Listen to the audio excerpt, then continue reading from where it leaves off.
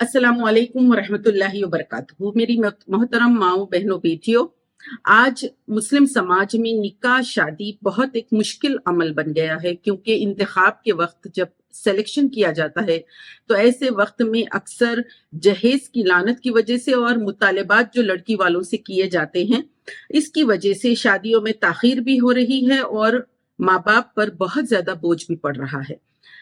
اصلاح معاشرے کی کوششوں میں جہاں ضروری ہے کہ ہم اس کے لیے پروگرامز رکھیں، اس کے لیے میٹنگز اور کانفرنسز رکھیں تاکہ لوگوں کا ذہن بنے، اتنا ہی اہم ہے کہ ایسا ماحول فراہم کیا جائے جس سے کہ مسنون نکاح کے لیے آسانی ہو۔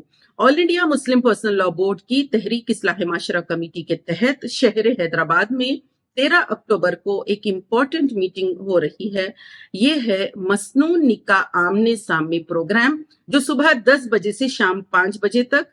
آپ لوگ سب جانتے ہیں کہ رنگ روڈ اتاپور کے راستے پر پلر نمبر 212 کے پاس پیراماؤنٹ فنکشن ہال ہے، وہیں پر یہ میٹنگ صبح 10 بجے سے شام 5 بجے تک رکھی گئی ہے۔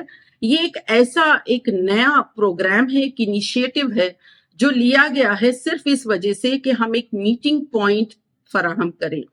وہ والدین جو اپنے بچوں کا نکاح مسنون طریقے سے کرنا چاہتے ہیں، چاہے وہ لڑکے والے ہوں یا لڑکی والے ہوں، شرط یہ ہے کہ وہ مسنون طریقے سے اسلامی فکر نکاح جو ہے، جو سنت نکاح ہے، اس کے مطابق وہ کریں۔ تو ان سب کے لیے وہاں پر ایک پلیٹ فارم فراہم کیا جائے گا۔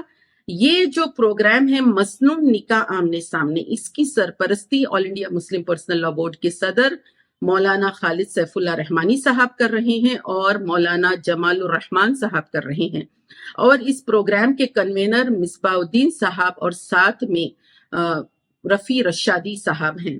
یہ لوگ سب اس کے انتظامات کر رہے ہیں، اور اس میں مرد حضرات، خواتین سب تشریف لا سکتے ہیں۔ یہ مسنون نکاح آمنے سامنے پروگرام ایک نیا انیشیٹو ہے جو صرف اس فکر سے رکھا گیا ہے کہ سماج، سوسائٹی میں مسنون نکاح کے لیے ماحول فراہم کیا جائے۔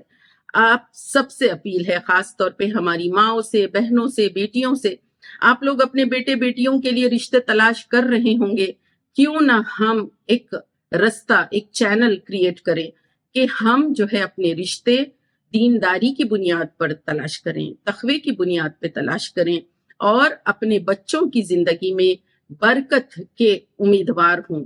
آج مال، دولت، پیسہ، خوبصورتی، یہ سب چیزیں اتنا زیادہ حاوی ہو چکے ہیں ذہنوں پر اور سماج اور معاشرے میں کہ جو تقوی ہے، پرہیزگاری ہے، دینداری ہے، اس کی طرف لوگ توجہ نہیں دیتے۔